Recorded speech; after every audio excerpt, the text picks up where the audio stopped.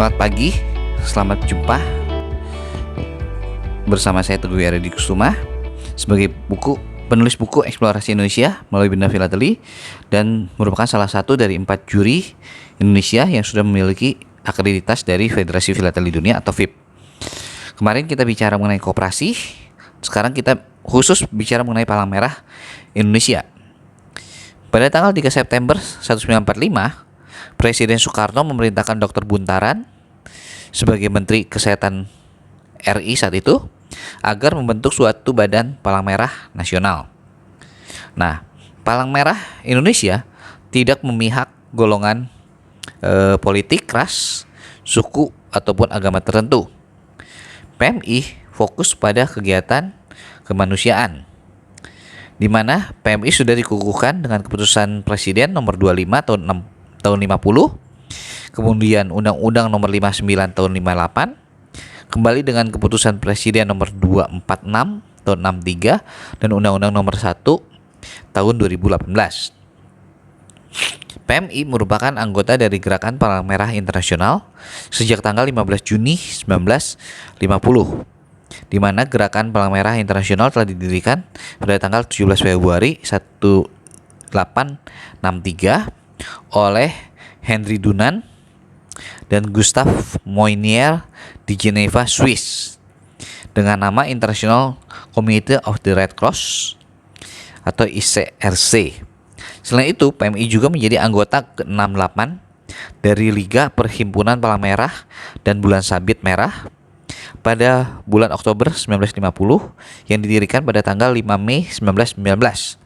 Kemudian liga tersebut berubah nama menjadi International Federation of Red Cross and Red Crescent Societies atau IFRC sejak November 1991.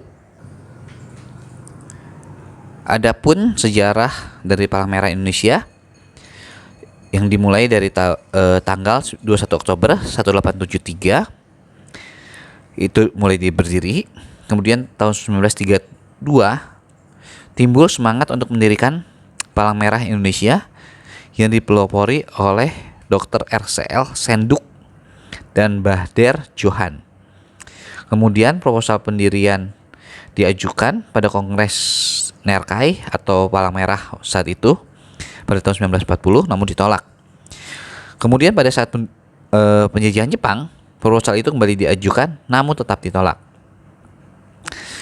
Selanjutnya pada tanggal 3 September 45, Presiden Soekarno memerintahkan pada Menteri Kesehatan Dr. Buntaran untuk membentuk suatu badan Palang Merah Nasional untuk menunjukkan pada dunia internasional bahwa keberadaan negara Indonesia adalah suatu fakta nyata setelah proklamasi kemerdekaan tanggal 17 Agustus 45. Dan pada tanggal 5 September 1945, Dr. Buntaran membentuk Panitia 5 untuk mempersiapkan pembentukan Palang Merah Indonesia.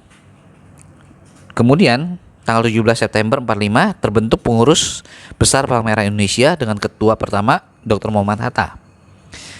Pada tanggal 16 Januari 50, pemerintah Belanda membubarkan Nerkai dan menyerahkan asetnya kepada PMI.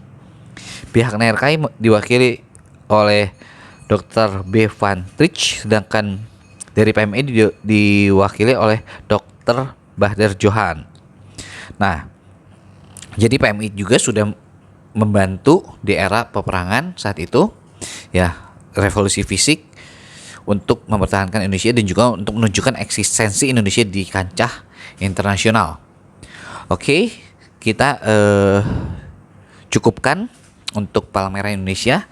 Kita ketemu untuk lagi besok mengenai jasa promosi olahraga atau diaspora yang merupakan cerita terakhir dari bab ke-6.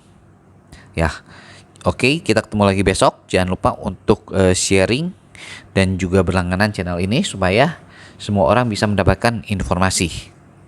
Sampai ketemu lagi besok. Selamat pagi dan selamat beraktivitas.